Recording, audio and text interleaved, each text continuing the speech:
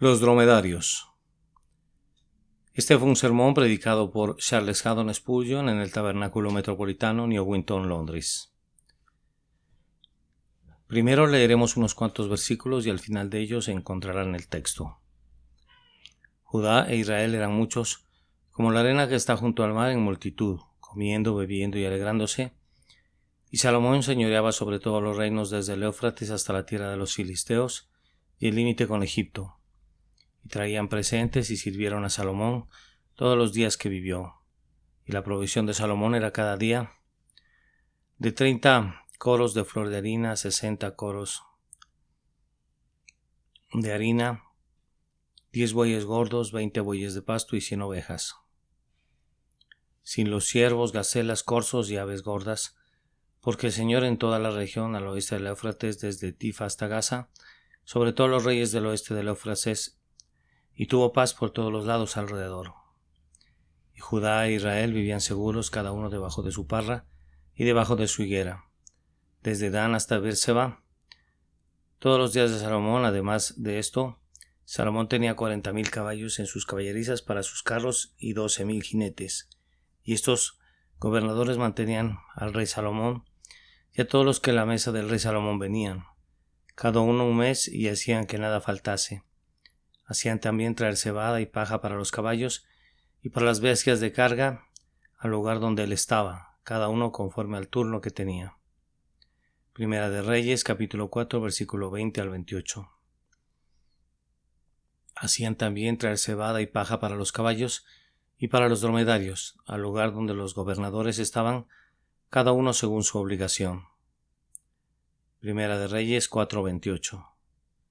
Biblia Authorized King James Version.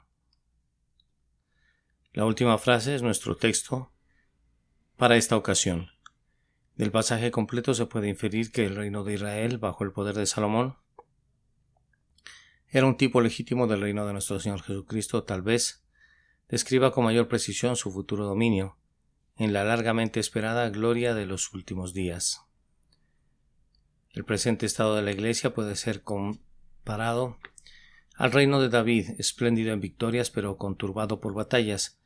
Pero vendrán mejores días en los que el reino se extenderá y se volverá más manifiesto. Y entonces el Señor Jesucristo será visto todavía más conspicuamente como el Salomón del reino, que dominará de mar a mar. Sin embargo, aún ahora, así como los que hemos creído entramos en el reposo, así también participamos de una provisión más rica que es suministrada por el pacto de gracia, incluso en el tiempo presente.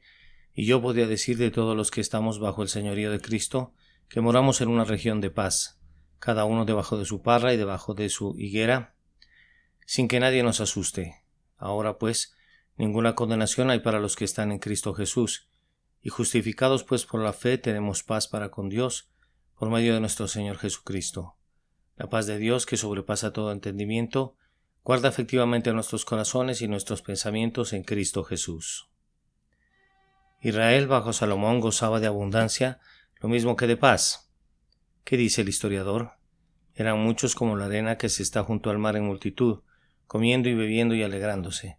Se dice que había tal abundancia en la tierra en el tiempo de Salomón que el oro no valía más que la plata, y la plata se había vuelto de casi el mismo valor que el hierro, y en cuanto a los otros metales se consideraban como algo insignificante. Los metales preciosos se habían vuelto tan comunes que ya casi no eran preciosos, pues eran muy copiosos. Toda la tierra fluía con leche y miel y la gente se regocijaba y estaba alegre. Ciertamente el Señor Jesucristo ha traído a su pueblo a un estado de suprema afluencia, pues todo es vuestro, sea lo presente, sea lo porvenir, todo es vuestro, sea la vida, sea la muerte, todo es vuestro, y vosotros de Cristo y Cristo de Dios. Cuánta abundancia tiene el hombre a quien el Señor ha dicho: no quitaré el bien a los que andan en integridad. Todo lo que pidiereis en oración creyendo lo recibiréis.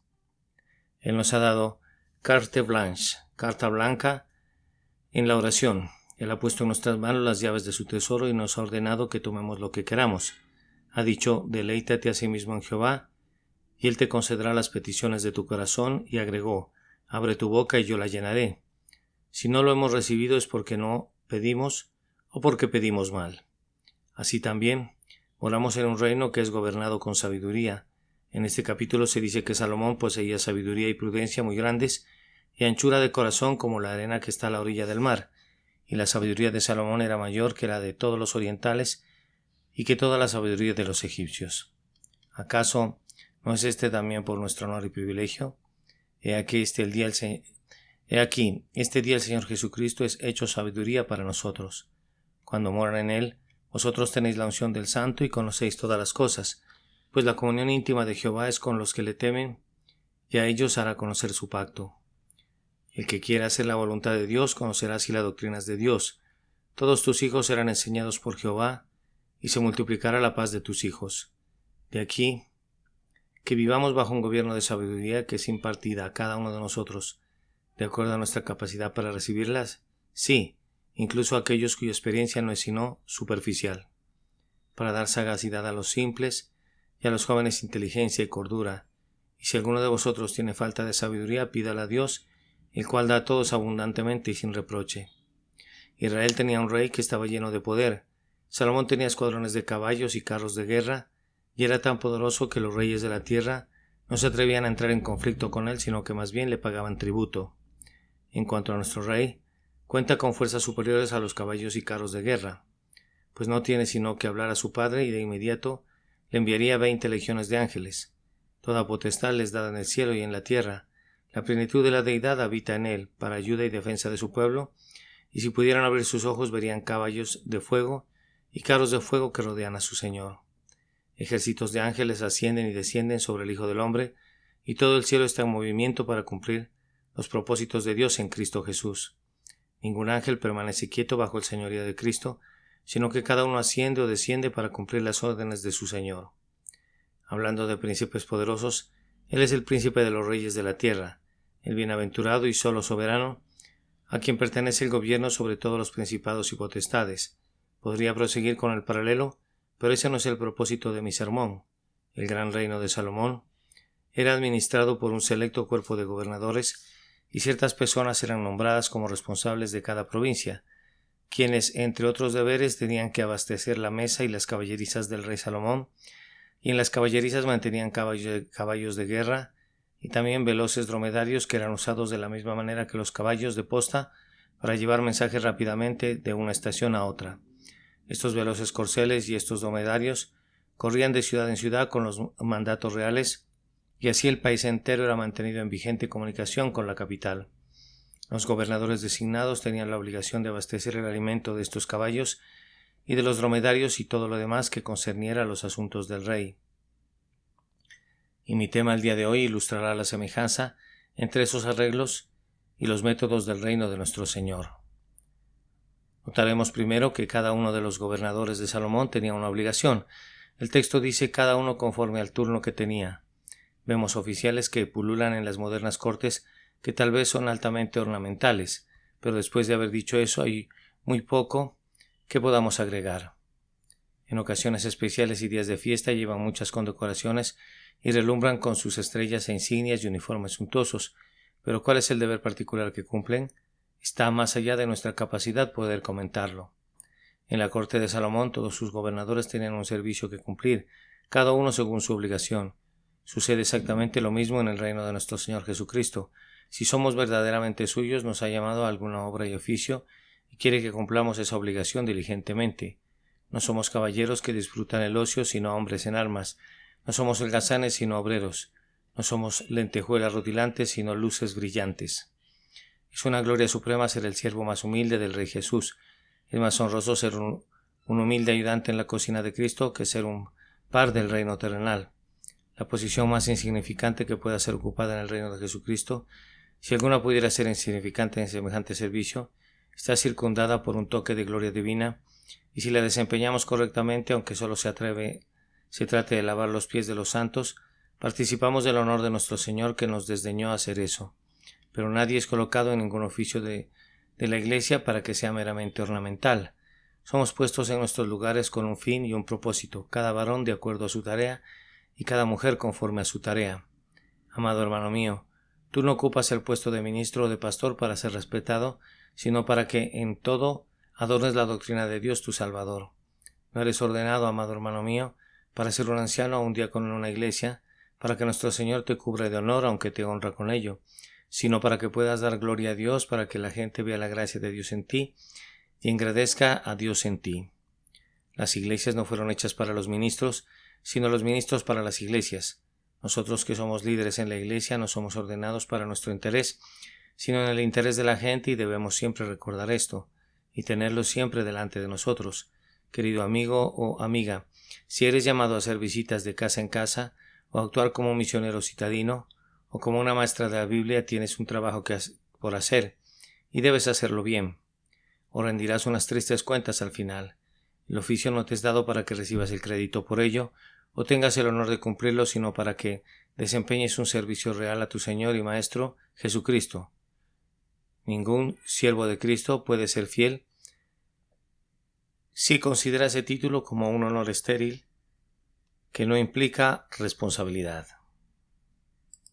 Si queremos ser siervos y gobernadores bajo nuestro grandioso Rey, debemos inclinar nuestra cerviz al yugo, y no debemos imaginar que bastará que atemos carga sobre los hombros de otros y que actuemos como mirones. Se dice del ganado de Job que estaba arando los bueyes y las asnas paciendo cerca de ellos. Pero en el campo de nuestro Señor todos nosotros deberíamos ser bueyes y trabajar en el surco constantemente. Quienes servían a Salomón eran gobernadores bajo un rey estricto, pues su sabiduría era tal que no hubiera tolerado infidelidad en ningún oficio. Él elegía a los mejores hombres, y en tanto que los retuviera exigía seriedad y esperaba una pronta atención. Si ellos no cumplían con su deber, él cumplía el suyo y los despedía. Ocurre algo semejante en la Iglesia de Jesucristo. No estoy hablando en el sentido de que los hijos de Dios puedan perecer, pero sí afirmo esto en el servicio de Cristo. Si no eres un siervo fiel, pronto tendrías que abrir espacio para otro siervo. Podrías ser hecho a un lado por enfermedad y entonces tendrías sufrimiento en lugar de servicio, o podrías ser enviado a la retaguardia para ir detrás y llorar en aflicción debido a que no cumpliste fielmente con tu deber en el frente. Recuerda aquel texto: Jehová, cuyo nombre es celoso, Dios celoso es, y puedes estar seguro de que nuestro Señor Jesucristo es como su Padre y exige la obediencia diligente de sus siervos, y el celo fiel de ellos también se exige, pues de lo contrario los destruirá y les quitará sus nombramientos. Purificaos, dice él, los que lleváis los utensilios de Jehová, pues quiere ser tenido en reverencia por aquellos que lo rodean, y los siervos impíos y los siervos infieles descubrirán pronto que su Señor puede prescindir de ellos. Muchos ministros han tenido que abandonar un lugar privilegiado porque no lo han usado celosamente para ganar almas y conducir al pueblo a la guerra santa. No dudo que muchos líderes que iban en ascenso han sido enviados de regreso a las filas porque el comandante en jefe ya no podía tener más paciencia con ellos en sus respectivas posiciones. Fueron destituidos porque desalentaban a sus colegas soldados y detenían el progreso de la campaña. No supongan que nuestro Señor Jesucristo es menos estricto en su disciplina que Moisés, pues el amor es siempre severo para con aquellos a quienes favorece grandemente. Yo cuestiono seriamente el amor de aquel hombre que pueda tolerar la infidelidad de su mujer. Ciertamente el esposo de la Iglesia no hará eso. El amor de nuestro Señor Jesús es de un carácter tan ferviente que no puede tolerar un corazón dividido o el caminar negligente de alguno de nosotros. Hay un texto que desagrada a algunos cristianos y por tanto le extraen su corazón. Nuestro Dios es fuego consumidor. Ellos afirman: Dios sin Cristo es fuego consumidor. El texto no dice eso, habla de nuestro Dios, y eso quiere decir nuestro Dios del pacto, nuestro Dios en Cristo, y es Dios en Cristo Jesús quien es un fuego consumidor. Tengan cuidado de cómo tratan con Él, pues aunque su amor es fuerte como la muerte, su celo es cruel como el sepulcro, y si nuestros corazones y motivos y propósitos en su servicio se dividieran alguna vez, sería un crimen tan grande como si uno de los siervos de Salomón hubiese estado ayudando en sus designios al faraón, el rey de Egipto. Salomón se habría encargado de que un hombre que hubiese tenido dos señores no lo tuviera él como uno de ellos. Nadie puede servir a dos señores, ciertamente si Cristo es uno de ellos. Él será el único. Un corazón dividido es aborrecible para el amante salvador, y nosotros no debemos insultarlo con eso. Los gobernantes de Salomón estaban también obligados a recordar que el funcionamiento ordenado del sistema entero dependía de cada uno de ellos. Es decir, Salomón lo había establecido todo de tal manera que había una manada de caballos en una cierta ciudad y el gobernador señalado debía proveer para su alimentación cebada y paja debían ser proporcionadas en el lugar especificado, en cantidad suficiente para los caballos de esas caballerizas especiales. No habría servido de nada que las enviaran a algún otro lugar, y si un gobernador hubiese fallado en suministrar su departamento, los caballos habrían padecido hambre y el sistema se habría desangrado. Ahora, en cualquier iglesia cristiana bien ordenada, un cristiano que no sea fiel a su responsabilidad no se da cuenta del daño que hace. Más bien, en la medida que le es posible, desengrana toda la maquinaria y, aparte de la misericordia intercesora y la suprema sabiduría de Cristo, pondría en desorden la economía entera de la casa del Señor. Hermanos y hermanas, cuando descuidamos una parte de nuestro servicio pensamos que todo termina allí, pero no es así. Si un padre descuida su deber para con sus hijos, el hijo sufre un daño, pero el problema va más allá. Ese niño en su vida posterior disemina el mal mediante su ejemplo y lo transmite a sus descendientes, a los hijos de sus hijos después de él. Si un cristiano en la iglesia se mantiene en la retaguardia cuando debiera estar en el frente, o se pone en el frente cuando debiera estar en la retaguardia, trastornaría todo el asunto, de tal forma que las cosas no se moverían sin tropiezos. La pequeña iglesia no puede prosperar porque un miembro influyente está donde no debería estar. Es una gran casa. Los sirvientes deben guardar sus lugares, y si la cocinera persistiera en hacer los deberes de la mucama y no preparara las comidas, todo sería un embrollo. Y si por otro lado la sirvienta que tiene que limpiar las habitaciones descuidada ese deber y se metiera a fuerzas a la cocina, no habría comodidad ni de día ni de noche. Ustedes podrán ver el impacto de esto en la iglesia cristiana. Cambiando la imagen, una iglesia es como una casa, y si se colocan las ventanas donde deberían ir las puertas, y si lo que debía constituir el techo es colocado sobre el piso, la casa no podría ser utilizada. Estar bien coordinado es la verdadera condición del templo del Señor. La iglesia es comparada también con el cuerpo. Si el ojo se mudara al pie, o si el oído se trasladara a la mano, o si la mano tomara el lugar del pie, o el pie intentara hacer el trabajo de la boca, nuestros cuerpos donosos se convertirían en monstruosidades. Lo mismo ocurrirá en el sistema de la iglesia si sus ordenamientos son quebrantados. Bajo el gobierno de Dios, cada cosa depende de que cada hijo de Dios tenga un cargo y que se responsabilice de él. Si no supervisa bien su propio departamento, el cristiano causa un daño a otros así como a sí mismo. En el reino de Salomón llegó a suceder que el espíritu del rey se infundió en todos sus gobernadores y por ello el país estaba bien gobernado. Amados, yo ruego que suceda lo mismo con esta iglesia y con todas las iglesias de Jesucristo para que el espíritu de nuestro grandioso Rey sea infundido en todos nosotros. Nada motiva más a los hombres a luchar que tener por líder a un héroe. Cuando Cromwell llegó al frente de batalla, nadie tenía miedo. Los soldados de caballería huyeron como tamo delante del viento una vez que Cromwell estuvo al frente, y en verdad, cuando nuestro glorioso Señor, el capitán de nuestra salvación, el portaestandarte entre 10,000, es visto en medio de una iglesia, entonces todo saldrá bien y todos nosotros combatiremos con confianza y bravura. A veces un hombre pareciera tener el poder de influenciar a miles de otros. Da la impresión de que su espíritu gobierna, incita y sacude los corazones de sus compañeros hasta que llega a vivir en todos ellos, y eso ocurre supremamente con el Señor Cristo. Nosotros vivimos en Él y Él vive en nosotros. Si somos movidos por el Espíritu que mora en Jesús, el espíritu de amor, de abnegación, de celo consumidor y de ardor, entonces todo se hará gloriosamente. Si imitáramos su congregación, su dedicación a la oración, su valor y su benevolencia, ¿qué tropa formaríamos y cuán bien administrado estaría el reino de nuestro Salomón? Solo un pensamiento más sobre este punto. Cuando el reino de Salomón cayó en la corrupción, fue por causa de uno de sus gobernadores. Ustedes recordarán que cuando Salomón murió, Jeroboam partió el reino en dos y él era un siervo fugitivo. Nos duele confesar que siempre que una iglesia cae en la ruina, generalmente es debido a uno de sus propios líderes. Me temo que más a menudo se trata de los propios ministros que de cualesquiera otras personas.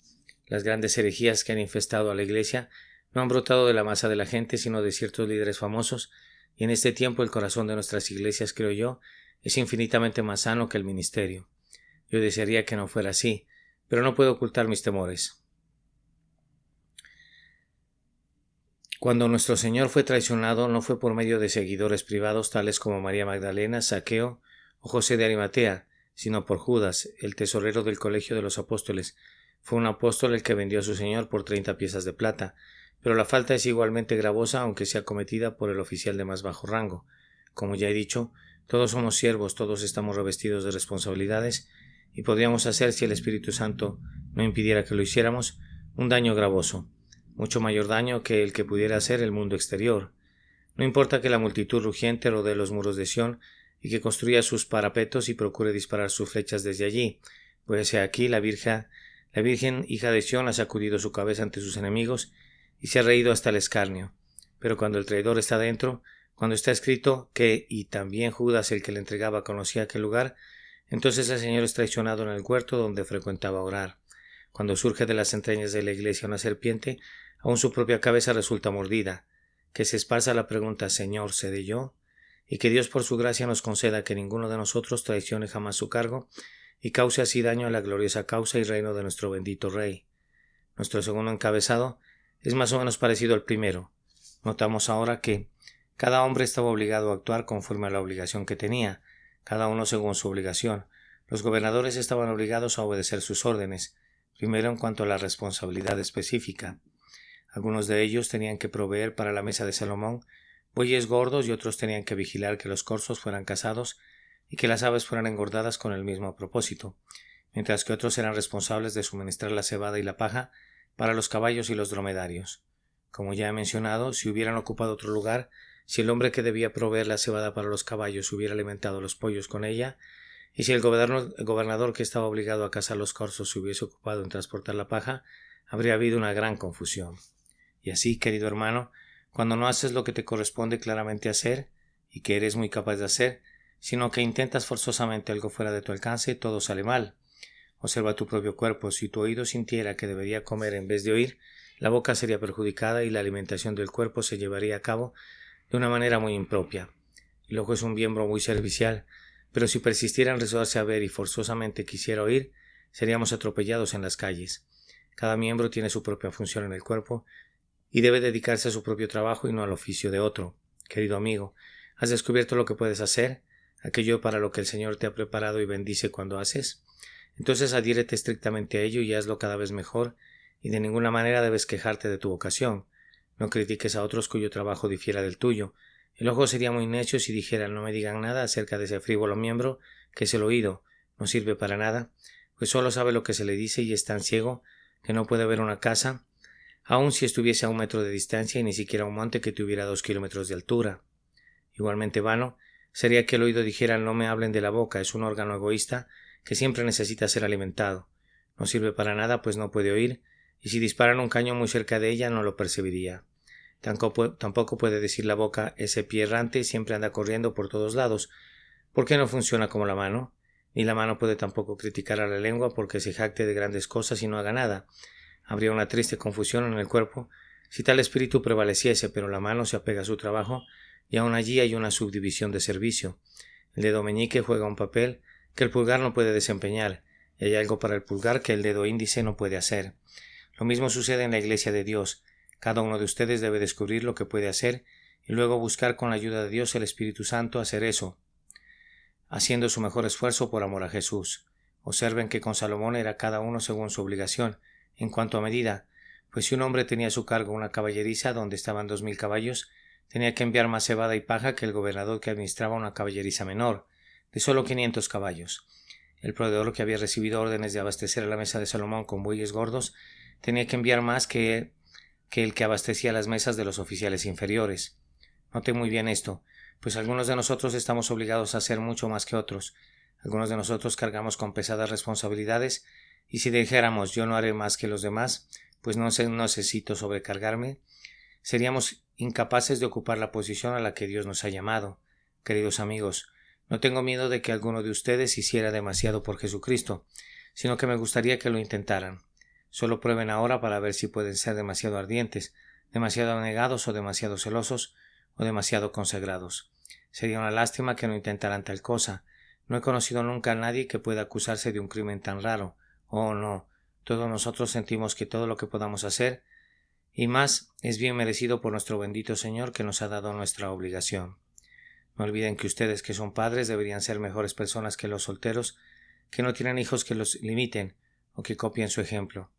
Los que son patronos de empresas grandes deberían ser mejores personas porque sus obreros observarán cómo viven. Los que tienen talentos y habilidades deberían ser más activos que aquellos que no cuentan con eso, pues 5 talentos exigen mayor interés que 1. Por favor, recuerden la regla de la proporción. Si tienes 5 talentos y tu hermano tiene solamente 1, podrías hacer el doble de lo que él hace y sin embargo no cumplir con tu meta. Él es fiel con su pequeño capital, pero tu proporción es 5 veces mayor y por tanto es doblemente insuficiente de lo que se espera de ti. Muchas sirvientas jóvenes dan su moneda de 4 peniques como ofrenda, y si los que son ricos mantuviesen la misma proporción, el oro no sería un metal tan escaso en la tesorería del Señor. El diezmo podría ser demasiado para algunos, pero la mitad de eso podría no ser suficiente para otros. Debe ser cada uno según su obligación, tanto en la medida como en el contenido. Cada uno según su obligación era aplicable al lugar, pues si el siervo que tenía que enviar la cebada para los dromedarios a Jerusalén la hubiese enviado a Jope, o si el hombre de Jope hubiese enviado todo su forraje a Jericó, habría habido un problema considerable y un clamor en los establos, pues si la carne de engorde y las gacelas para la mesa de Salomón, cuando se quedaba en la casa del bosque del Líbano, hubiese sido enviada a su otra casa en el monte de Sión, el rey habría tenido su mesa indebidamente abastecida. Algunos hombres no están satisfechos con servir a Dios en su propio lugar. Deben alejarse a una distancia de 50 kilómetros o de 100 kilómetros antes de poder trabajar. ¿Acaso es correcto eso? Recuerdo un pequeño texto en los Proverbios. Cual ave que se va de su nido, tal es el hombre que se va de su lugar.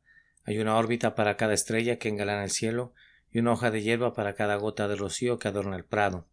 Oh, que cada persona guardara su lugar. Mucho depende de la posición que se ocupa.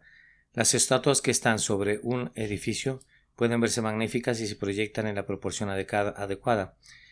Pero si esas estatuas dijeran una noche, no nos agrada estar aquí arriba, en este lugar tan expuesto, bajaremos y nos quedaremos en la plaza pública, verían de inmediato que el artista nunca tuvo el propósito de que estuviesen allí, pues no conservarían su proporción en su nueva posición.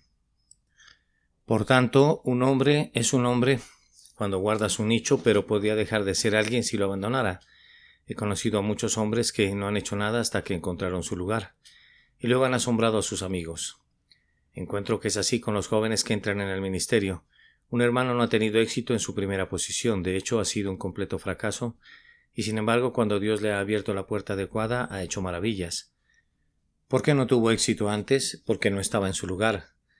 La mejor cosa, cuando es aplicada al propósito que no es el adecuado para ella, es un mero desperdicio, y el mejor individuo en una posición impropia podría ser, sin saberlo, un obstáculo para la causa que ama. El gobernador de Salomón habría sido muy necio si hubiera enviado su cebada hasta Dan, cuando era su deber transportarla hasta Bérseba. Encuentra tu lugar, buen hermano, y no tengas prisa por cambiarte. El que abre una tienda en una docena de ciudades en la misma cantidad de años, al final buscará en vano una tienda que lo mantenga. El espíritu errante conduce a la pobreza. Quienes están ávidos de cambiarse porque se imaginan que dejarán atrás sus problemas, están muy engañados, pues estos se encuentran en todas partes. Pronto se habrían involucrados en la misma situación que Jonás, que pensó que todo estaría bien si pudiera evitar las pruebas de Nínive, pero se había olvidado de los problemas de estar a bordo de un barco en medio de una tormenta. Yo no creo que habría querido huir a Tarsis otra vez. Ese único experimento lo satisfizo y yo espero que ustedes se beneficien de su experiencia. No traten de huir por su propia cuenta, pues si en efecto se esforzaran por escapar de la ardua labor para su Señor, quisiera que recordaran que el mar es lo mismo que de tempestuoso ahora que como ha sido siempre, y las ballenas son ahora más escasas que en los días de Jonás, y es muy poco probable que depositen en la costa a un hombre vivo. Guarden su lugar, cada uno según su obligación. Además, cada individuo debía actuar conforme a su obligación en cuanto al tiempo, porque el pasaje habla de cada uno un mes. Si el hombre del mes de enero se hubiera cuidado de abastecer a la mesa de Salomón en febrero, ¿qué habría pasado? Habría un hombre establecido para febrero y habría habido 2 suministros para un mes, pero ninguno para las primeras semanas del año. Si el gobernador designado para agosto se hubiera reservado para septiembre, el grano que era necesario para los caballos y los dromedarios en agosto habría faltado. ¿Y qué habrían hecho esas pobres criaturas durante este mes? Mientras el grano estuviera en camino, los corceles se habrían muerto de hambre. En el servicio de Cristo hay mucha importancia en ser puntual, en hacer a tiempo cada cosa. No, mañana, hermano, no mañana. Ese día le pertenece a otra persona. Hoy es el día para ti, levántate y haz tu trabajo del día. Alguna alma ha de ser ganada para Cristo, alguna verdad ha de ser vindicada, alguna obra de necesaria caridad ha de ser llevada a cabo, alguna santa oración prevaleciente ha de ser ofrecida y ha de hacerse de inmediato. Antes de que se levante el sol del día de mañana, asegúrate de haber cumplido con tu obligación, pues el tiempo referente a estos solemnes asuntos es vida. Siempre admiramos la prontitud en las personas responsables. Si tienen que cumplir con un deber público, no podemos soportar que las personas dejen las cosas pendientes para hacerlas gradualmente o no hacerlas nunca. Si Jesucristo hacía esto y aquello, enseguida, pues Marcos se preocupó siempre de describirnos cómo lo hizo. Imitemos su prontitud y sirvamos a Dios sin las demoras del indolente. Concluyo con el tercer punto, que cada hombre recibiría su ministro según su obligación. Yo no entiendo muy bien el significado preciso y definitivo de mi texto. Seguramente significa que no solamente un conjunto de gobernadores habría de enviar la cebada, sino que otro conjunto de oficiales habría de recibir la cebada y la paja en proporción al número de caballos y de dromedarios. Hacían también traer cebada y paja para los caballos y para los dromedarios al lugar donde los gobernadores estaban, cada uno según su obligación, es decir, de conformidad al número de caballos que debían ser alimentados. Tal era la cantidad de cebada y de paja que era enviada para su alimentación. De lo que deduzco primero, que en lo concerniente a los siervos de nuestro Señor Jesucristo, una gran obligación recibida de parte suya es una garantía de grandes provisiones. Hay algo muy consolador en esto. En cuanto a los asuntos temporales, algunas personas declaran que Dios envía bocas pero que no envía pan, o por lo menos dicen que Él envía las bocas a una casa y el pan a otra. Si así fuera, aquellos que reciben demasiado pan deberían enviarlo a sus vecinos alrededor. Sin embargo, noto que de alguna manera donde hay bocas el pan efectivamente llega. Con frecuencia me asombra, debo confesarlo, y hace brotar lágrimas de mis ojos cuando lo veo, y en verdad es perfectamente maravilloso que las pobres viudas con una caterva de niñitos los alimenten de alguna manera. La pobre mujer viene al orfanatorio con un niñito y no se quiere separar de él, pero la necesidad la obliga, y cuando le hemos preguntado, mi buena mujer, ¿cuántos niños tenías cuando murió tu esposo?, ella ha respondido, 7, señor, y ninguno de ellos era capaz de ganar un centavo. Has estado abriéndote paso sola estos 3 o 4 años. ¿Cómo has podido hacerlo? Ah, señor, responde. Solo Dios sabe, y no podría decirle. No. Y hay muchos amados hijos de Dios que no sabrían decirte cómo sobrevivieron, pero han vivido, y sus hijos también. El Señor les deja una gran obligación y a su manera les envía la provisión. La mayoría de nosotros ha descubierto que si nuestro Rey nos envía dromedarios, también nos envía la cebada. Ha sucedido así en mi caso en el asunto de nuestros 250 huerfanitos de Stockwell. Nuestro Dios lleno de gracia nos ha enviado siempre lo suficiente, y los muchachos no han conocido carencias, y cuando recibimos otros 250 niños, y cuando tenemos niñas lo mismo que niños, me siento seguro de que nuestro Padre Celestial proveerá para todos ellos. Yo espero que todos ustedes recuerden que la provisión debe llegar instrumentalmente a través del propio pueblo del Señor, y mucha de ella por medio de los lectores y de los que escuchan los sermones, pero vendrá. Si el Señor pone más dromedarios en mis establos, confiaré en el correspondiente incremento de la cebada y de la paja, pues estoy muy seguro de que Él los enviará. Cuando pienso en mi querido amigo el señor George Muller, con 2050 huerfanitos y nada de lo cual depender, como dicen, sino solamente oración y fe, me regocijo grandemente. Él no tiene nunca un temor ni una carencia, y está tan tranquilo como si fuese un día de guardar encarnado. Si tuviésemos 20,000 huérfanos que alimentar, nuestro Señor es sumamente capaz de abastecerlos a todos. Él alimenta el universo y muy bien podemos confiar en Él. Si tuviésemos una fe sencilla semejante a la de un niño, descubriríamos que una gran obligación es una garantía de una gran provisión, cada uno según su obligación. Lo mismo que ocurre con las cosas temporales sucede con la gracia. Cuando Dios da a un hombre unas cuantas personas que cuidar, le da la gracia suficiente, y cuando le da 10 veces ese número, Él incrementa la unción divina. Si el Señor te envía una pequeña prueba, querido hermano, tendrás la gracia suficiente, y si te envía una prueba gigantesca, de igual manera tendrás suficiente gracia. Si te diera alguna pequeña obra para que la desarrolles en la retaguardia, tu fuerza será como tu día, y si te asignara una gran obligación en el frente de la línea enemiga, no te faltará nada, cada uno conforme al turno que tenía. No contarás con un centavo de gracia excedente, no tendrás nunca demasiada gracia para que te jactes de ella y hables de haber vivido durante meses sin pecar y de insensatas cosas parecidas. Te verás forzado a sentir que cuando hubieres hecho todo, siervo inútil eres. Nunca en mi vida he tenido en la mañana el maná sobre el día anterior, ni siquiera migajas. He estado tan hambriento siempre que he tenido que devorar todo lo que podía recibir en ese lugar y en ese instante. He vivido de la mano a la boca. La mano ha sido la de mi Señor, que siempre está llena, y la boca ha sido la mía, y siempre ha estado abierta pidiendo más. Cuando he tenido en mi ministerio una doble cantidad de comida, he tenido un doble número de personas que alimentar. La gracia del Señor ha sido suficiente para mis necesidades, pero no me ha dejado espacio para gloriarme en el yo. Sin embargo, tómenlo como un hecho seguro, que una gran obligación es una garantía de una gran provisión. Ahora vamos a voltear la verdad y diremos que una gran provisión indica una gran obligación. Oh, que algunos pensarán en esto. Un hombre se ha vuelto más rico de lo que solía ser. Hermano, con más cebada y con más paja deberías mantener más dromedarios. Quiero decir que Dios no envió ese grano para que lo destruyeran los ratones, sino que tiene el propósito de que sirva de alimento. Cuando Dios da a los hombres dinero o medios de cualquier tipo, deberían sentir que son sus mayordomos y usar todo lo que tengan para su Señor.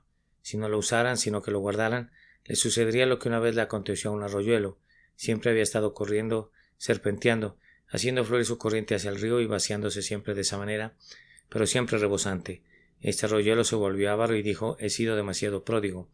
No he hecho ninguna provisión para el clima del ardiente verano. Siempre doy todo lo que recibo. El agua corre a través de mí en una corriente perpetua y nada se queda. Esto debe cambiar. Voy a formar un gran acopio y a llenarme. Así que se formó una ribera que lo atravesaba, construyó una represa y las aguas comenzaron a crecer y elevarse. Después de un corto tiempo el agua adquirió un color verde y se volvió pestilente, se llenó de todo tipo de malas hierbas y se volvió guarida de todo tipo de criaturas que se arrastraban y comenzó a exhalar un olor ofensivo. Se convirtió en una gran molestia para los aldeanos, que tuvieron que llamar a las autoridades sanitarias para deshacerse de él, pues se había convertido en fuente de fiebres. ¿Qué te pasó, tú que fuiste un arroyo centellante? ¿Qué fin ha llegado a tu brillante y alegre vida? ¿Ven el sentido de la parábola? Recuerden que en Palestina hay un mar que siempre recibe y nunca da. ¿Cómo se llama? El Mar Muerto. Siempre habrá de ser el Mar Muerto mientras ese sea su carácter. Si abrieran un canal hasta el gran océano, para dejar que sus aguas corriesen podría volverse dulce, pero de otra manera nunca podría volverse. El hombre que recibe mucho pero no da nada está muerto mientras vive. El que cuenta con grandes ingresos debe considerar que tiene grandes cargos y debe actuar de conformidad. Cuando un hermano tiene grandes talentos, grandes posesiones, gran influencia, cuando es grande en todo, por gracia de Dios, debe decir: Dios requiere grandes cosas de mí, porque todo aquel a quien se haya dado mucho, mucho se le demandará. Es una ley del reino de Cristo, una ley que Él vigilará que siempre se cumpla. Por tanto, concluyo con esto. Alguien podría decir: casi desearía poder escapar de la responsabilidad de ser un siervo de Cristo. Amado hermano, toma nota de estos 2 o 3 hechos.